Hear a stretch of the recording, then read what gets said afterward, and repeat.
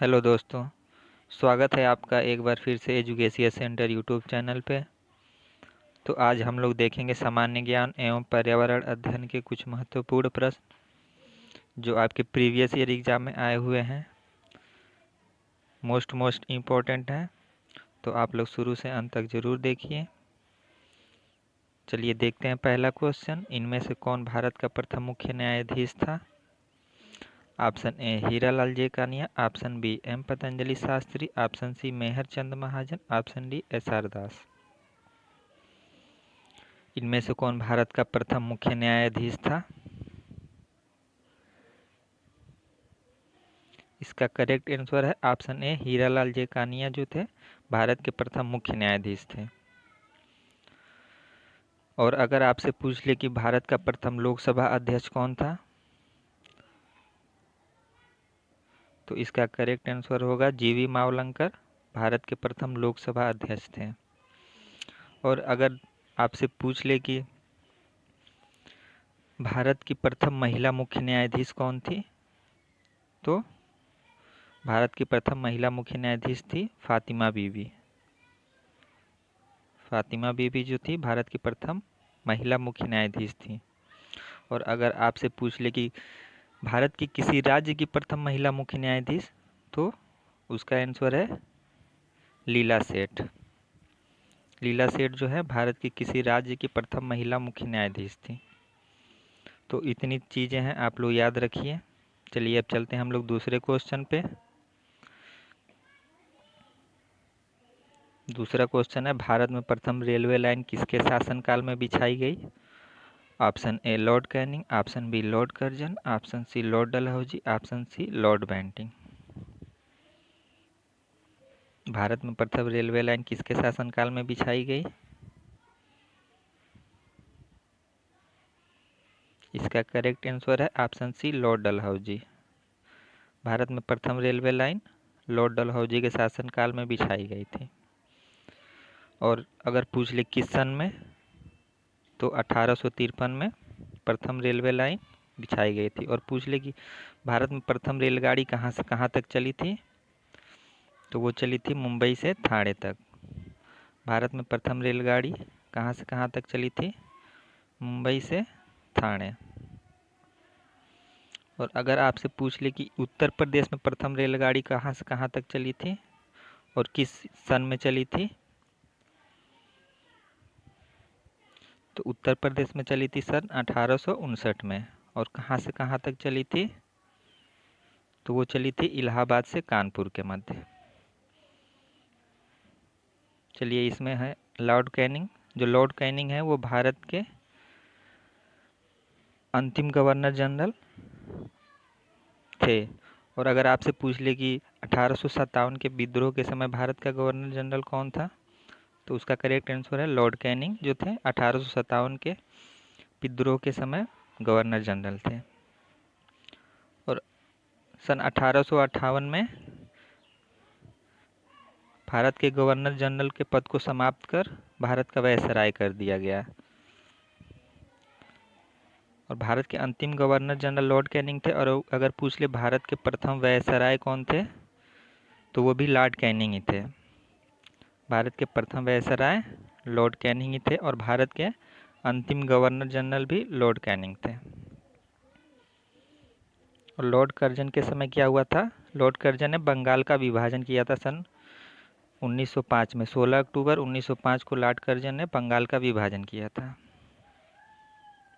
और Lord Bentinck के समय क्या हुआ था? लॉर्ड बेंटिंग ने सती प्रथा का अंत किया था। तो चलिए इतनी चीज़ें हैं, आप लोग ध्यान रखिए। चलिए अब चलते हैं हम लोग तीसरे क्वेश्चन पे। तीसरा क्वेश्चन है, नंदा देवी चोटी है असम हिमालय का भाग, कुमाऊं हिमालय का भाग, नेपाल हिमालय का भाग या पंजाब हिमालय का भाग?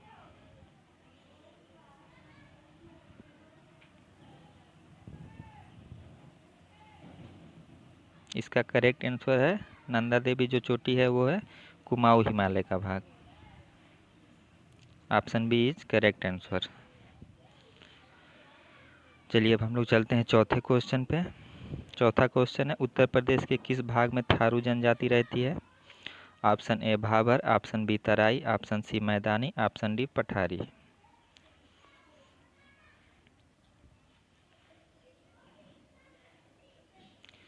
इसका करेक्ट आंसर है ऑप्शन ए भाबर। उत्तर प्रदेश के भाबर क्षेत्र में थारू जनजाति रहती है। Option A is correct answer. चलिए अब हम लोग चलते हैं अपने पांचवें क्वेश्चन पे। पांचवा क्वेश्चन है, राष्ट्रीय वन नीति के अनुसार देश के कुल भौगोलिक क्षेत्रफल के कितने भाग पर वन होना चाहिए? ऑप्शन ए 1/4 भाग, ऑप्शन बी 1/2 भाग, ऑप्शन सी 1/3 भाग या ऑप्शन डी 1/5 भाग।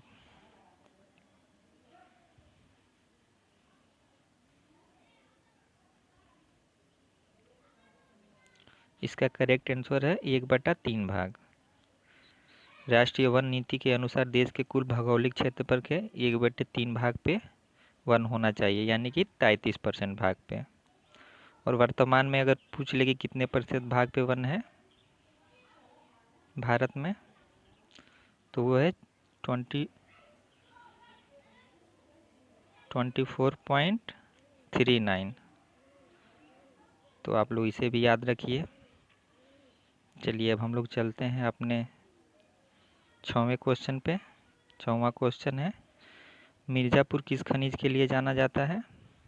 ऑप्शन ए चूना पत्थर, option B dolomite, option C uranium, option D glass sand. Mirzapur किस खनिज के लिए जाना जाता है?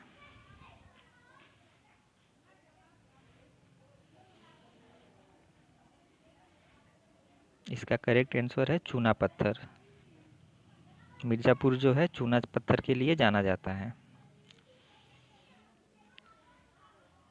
और डोलोमाइट के लिए कौन सा क्षेत्र जाना जाता है? डोलोमाइट के लिए सोनभद्र, मिर्ज़ापुर, बांदा आदि। और यूरेनियम के लिए कौन सा क्षेत्र जाना जाता है? यूरेनियम के लिए ललितपुर, सोनभद्र प्रसिद्ध है। और सैंडस्टोन के लिए इलाहाबाद प्रसिद्ध है। चलिए अब हम लोग चलते हैं सातवें क्वेश्चन पे। सातवां क्वेश्चन है, विश्व की सबसे तेज बहने वाली महासागरीय धारा है? Option A Gulf Stream, option B Labrador, option C Benguela, option D Peru.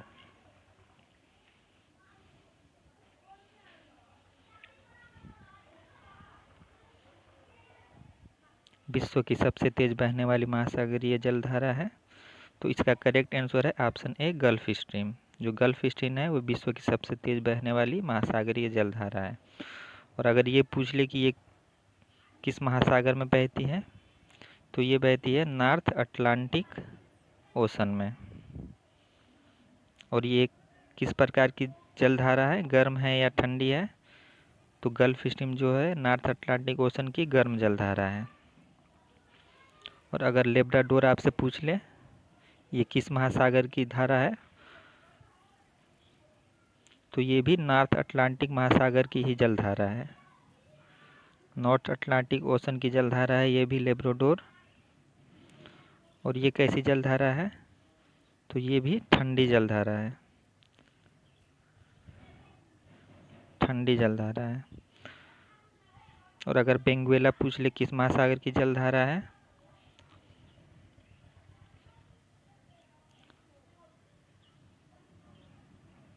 तो बेंगुएला जो है साउथ अटलांटिक ओशन की जलधारा है।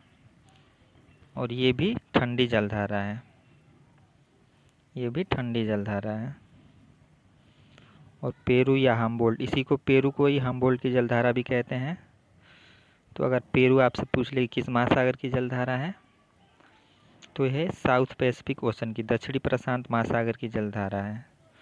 साउथ पैसिफिक ओशन की जलधारा है। और ये एक प्रकार की ठंडी जलधारा है। तो इतनी चीज़ें हैं, आप लोग याद रखिए। चलिए अब हम लोग चलते हैं अपने नेक्स्ट क्वेश्चन, आठवें क्वेश्चन पे। किस वर्ष में भाषाई आधार पर राज्यों का पुनर्गठन किया गया? Option A 1951, option B 1947, option C 1950 या ऑप्शन डी 1956।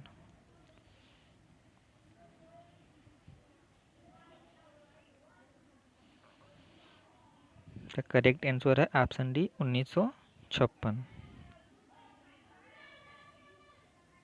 अस्थायी आधार पर राज्यों का पुनर्गठन 1956 में किया गया। और अगर इस पूछ लिया आपसे कि इसके अध्यक्ष कौन थे, तो फजल अली राज्य पुनर्गठन आयोग के अध्यक्ष थे। और इस राज्य पुनर्गठन के ही तहत 14 राज्य और 6 केंद्र शासित प्रदेश बनाए गए। तो चलिए अब चलते हैं हम लोग अपने नेक्स्ट क्वेश्चन 9वें क्वेश्चन पे। 9वां क्वेश्चन है, प्रवाल भित्तियाँ मुख्य रूप से पाई जाती हैं 30 डिग्री नॉर्थ से 30 डिग्री साउथ अक्षांश, ऑप्शन बी 20 डिग्री नॉर्थ से 20 डिग्री साउथ अक्षांश, ऑप्शन सी 5 डिग्री नॉर्थ से 5 डिग्री साउथ अक्षांश, ऑप्शन डी 10 डिग्री नॉर्थ से 10 डिग्री साउथ अक्षांश। तो बताइए आप लोग, प्रवाल भित्तियाँ मुख्य रूप से पाई जाती हैं।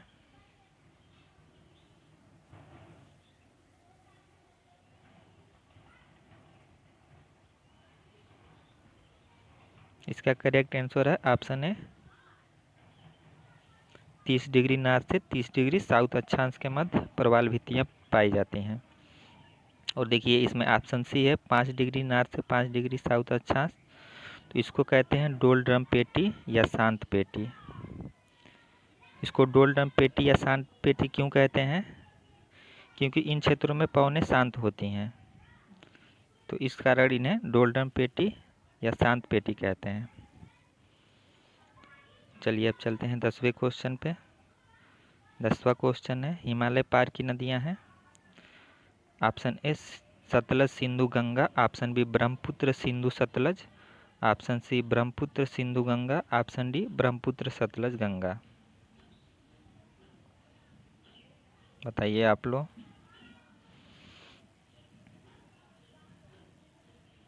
करेक्ट आंसर है ऑप्शन बी ब्रह्मपुत्र सिंधु और सतलज हिमालय पार की नदियां हैं। ब्रह्मपुत्र सिंधु और सतलज। चलिए अब चलते हैं 11वें क्वेश्चन पे। 11वां क्वेश्चन है, माता टीला परियोजना है ए बेतवा पर, बी गोदावरी पर, सी कृष्णा पर, डी पेरियार पर।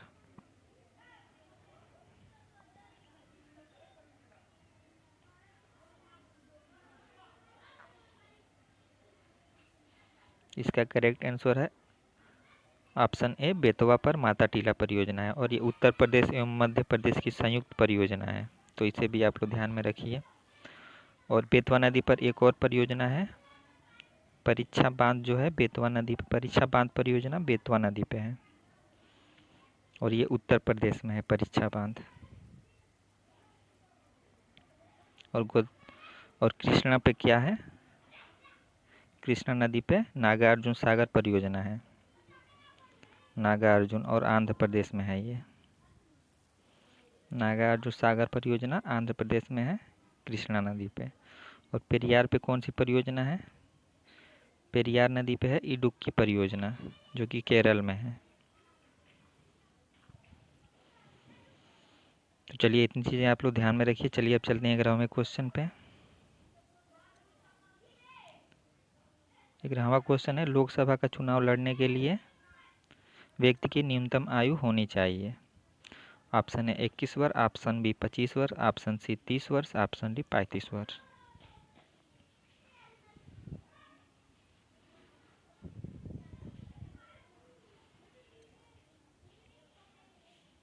इसका करेक्ट आंसर है 25 वर्ष। लोकसभा का चुनाव, option B is correct answer. Lok Sabha का चुनाव लड़ने के लिए व्यक्ति की न्यूनतम आयु 25 वर्ष होना चाहिए। देखिए लोकसभा या फिर विधानसभा दोनों के लिए 25 वर्ष है।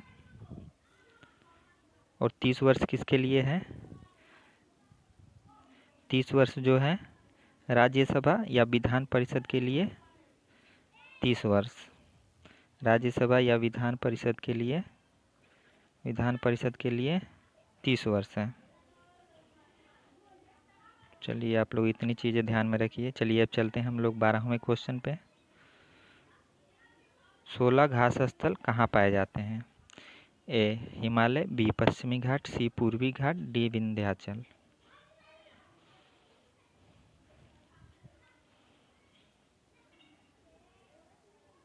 इसका करेक्ट आंसर है पश्चिमी घाट। और 16 घास स्थल का विस्तार कहाँ से कहाँ तक है? कर्नाटक, केरल और तमिलनाडु तक है 16 घास स्थल का विस्तार। कर्नाटक, केरल और तमिलनाडु तक है 16 घास स्थल का विस्तार। चलिए अब चलते हैं 13वें क्वेश्चन पे। 13वां क्वेश्चन है, ओजोन परत का अत्यधिक ह्रास कहाँ पर हुआ है? ऑप्शन ए भूमध्य रेखा, ऑप्शन बी उत्तरी ध्रुव, ऑप्शन सी दक्षिणी ध्रुव, ऑप्शन डी इनमें से कोई नहीं। बताइए आप लोग, ओजोन परत का अत्यधिक ह्रास कहाँ पर हुआ है? तो ये हुआ है ऑप्शन सी दक्षिणी ध्रुव पे। चलिए अब हम लोग चलते हैं 14वें क्वेश्चन पे। 14वां क्वेश्चन है, वन्यजीव सुरक्षा अधिनियम कब पारित किया गया? Option A 1950, option B 1962, option C 1972, option D 1986। वन्यजीव सुरक्षा अधिनियम कब पारित किया गया? तो इसका करेक्ट आंसर है ऑप्शन सी 1972 में। और 1986 में पर्यावरण संरक्षण अधिनियम पारित किया गया 1986 में। तो आप लोग इसे भी ध्यान में रखिए। चलिए अब चलते हैं हम लोग 15वें क्वेश्चन पे। 15वां क्वेश्चन है, भारत का राष्ट्रीय चिन्ह कब अपनाया गया? ऑप्शन ए 22 जुलाई 1947, ऑप्शन बी 24 जनवरी 1950, ऑप्शन सी 26 जनवरी 1950 या ऑप्शन डी 15 अगस्त 1947।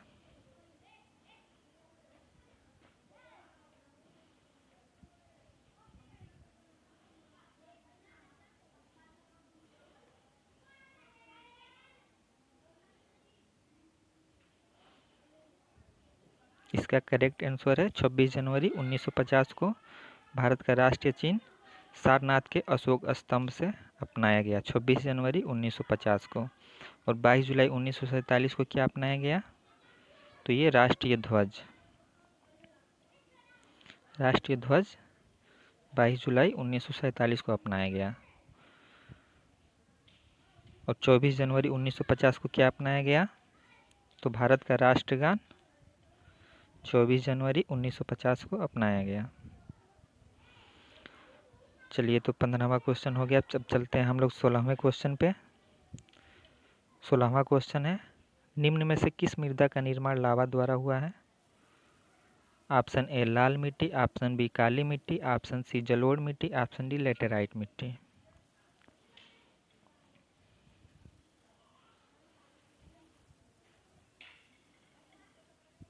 तो इसका करेक्ट आंसर है ऑप्शन बी काली मिट्टी का काली मिट्टी का निर्माण जो है लावा द्वारा। आइए अब चलते हैं 17 नंबर के क्वेश्चन पे। 17 नंबर का क्वेश्चन है, निम्न में से कौन सी ग्रीन हाउस गैस नहीं है? Option A carbon dioxide, option B nitrous oxide, option C helium, option D जलवाष्प। इनमें से कौन सी ग्रीन हाउस गैस नहीं है?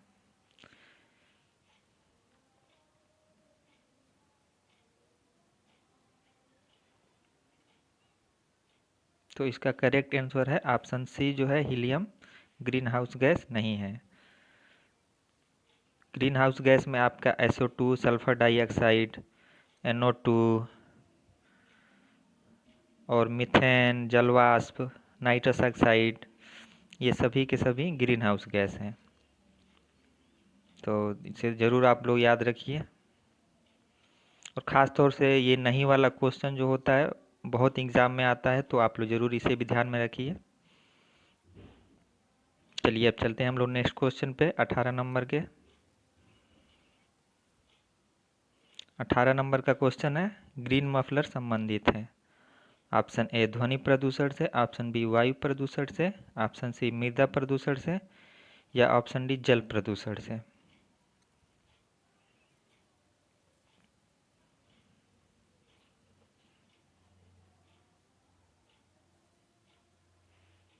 तो इसका करेक्ट आंसर है ऑप्शन ए ध्वनि प्रदूषण से। जो ग्रीन मफलर है ध्वनि प्रदूषण से संबंधित है। चलिए अब चलते हैं हम लोग 19 नंबर के क्वेश्चन पे। 19 नंबर का क्वेश्चन है, टुंड्रा प्रदेश के निवासियों के आवास कहलाते हैं। Option A kraal, option B tupik, option C igloo, option D घर।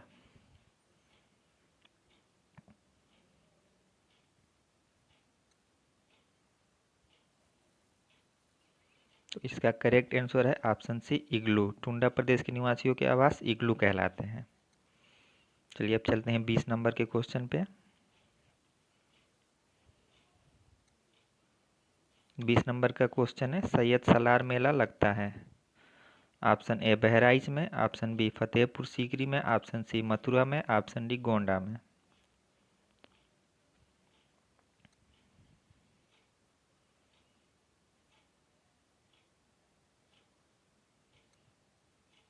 तो इसका करेक्ट आंसर है ऑप्शन ए बहराइच में।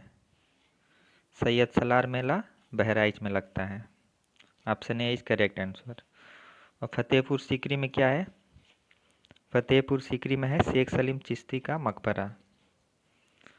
और आप लोग ये भी याद रखिए, सबसे ज़्यादा मेला कहाँ लगता है? तो मथुरा में। चलिए अब हम लोग चलते हैं 21 नंबर के क्वेश्चन पे। 21 नंबर का क्वेश्चन है, एलिनो जलधारा कहाँ प्रकट होती है? ऑप्शन ए ब्राज़ील के तट पर, ऑप्शन बी पेरू के तट पर, ऑप्शन सी अलास्का के तट पर, या ऑप्शन डी ऑस्ट्रेलिया के तट पे।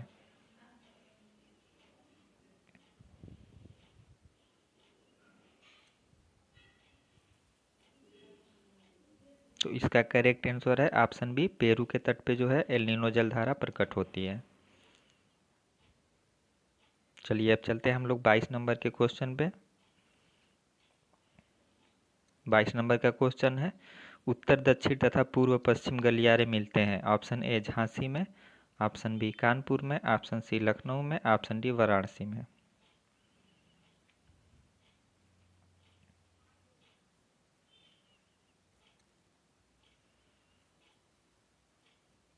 तो इसका करेक्ट आंसर है झांसी में। उत्तर दक्षिण तथा पूर्व पश्चिम गलियारे झांसी में मिलते हैं।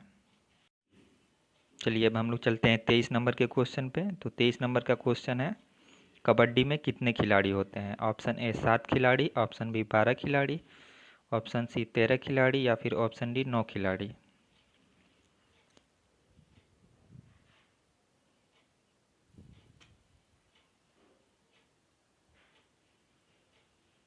तो इसका करेक्ट आंसर है ऑप्शन ए 7 खिलाड़ी। और 9 खिलाड़ी किस में होते हैं? खो खो में 9 खिलाड़ी होते हैं। और अगर आपसे पूछ ले कि बास्केटबॉल में कितने खिलाड़ी होते हैं? बास्केटबॉल में, तो बास्केटबॉल में 5 खिलाड़ी होते हैं। और अगर आपसे पूछ ले वॉलीबॉल में, वॉलीबॉल में कितने खिलाड़ी होते हैं? तो वॉलीबॉल में 6 खिलाड़ी होते हैं। और क्रिकेट, हॉकी हो गया और फुटबॉल, इनमें सब में 11 खिलाड़ी होते हैं। क्रिकेट, हॉकी और फुटबॉल में सभी में 11 खिलाड़ी होते हैं। चलिए अब चलते हैं 24 नंबर के क्वेश्चन पे। 24 नंबर का क्वेश्चन है, भारत में प्रथम विद्युत ट्रेन कब चली? ऑप्शन ए 1925 ईस्वी में, ऑप्शन बी 1926 ईस्वी में, या ऑप्शन सी 1927 ईस्वी में, या फिर ऑप्शन डी 1928 ईस्वी में।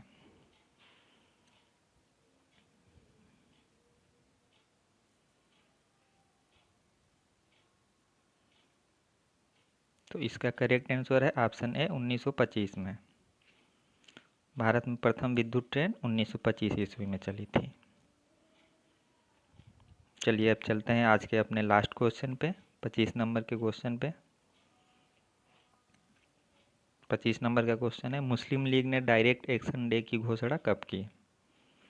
ऑप्शन ए 15 अगस्त 1947, ऑप्शन बी 14 अगस्त 1947, ऑप्शन सी 16 अगस्त 1946, या फिर ऑप्शन डी 18 अगस्त 1946। डायरेक्ट एक्शन डे की घोषणा कब की?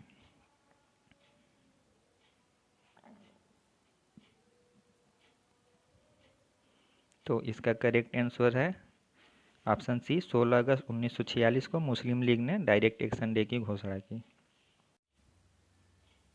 तो ये था आज का लास्ट क्वेश्चन। अब मिलते हैं आपसे नेक्स्ट वीडियो में।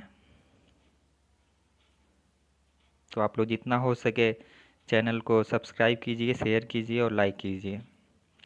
चलिए अब मिलते हैं आपसे नेक्स्ट वीडियो में। धन्यवाद।